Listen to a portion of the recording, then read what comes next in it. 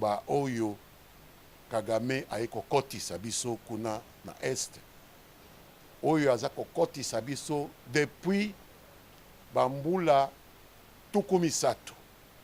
toza na kimia te toza kopema te toza kolala te bobele makambo oyo voisin na biso wana aza kokela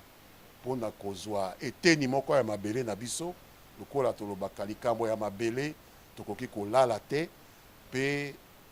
natondi botondi na bokonzi ya mboka Félix Tshisekedi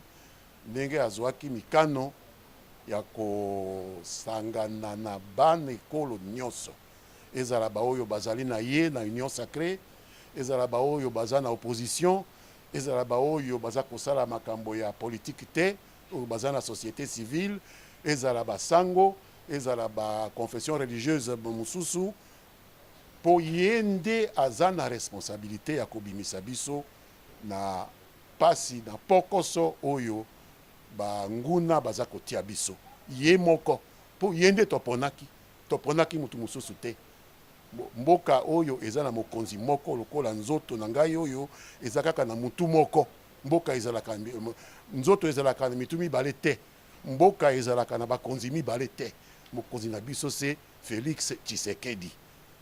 ata mutu aza na ide ya malamu mema yango epai ya Félix Tshisekedi ayambaki bandeko mosusu oyo baza na société civile oyo baza na baeglise toza kosenga na bango bakendeki epai ya bakonzi mosusu ya bamboka mosusu eza mabe te me bazonga na baide wana baya kopesa kaka mokonzi na biso po yende akokumba biso na solution na pokoso oyo toza nango pe toza kosenga ye a conclure masolo oyo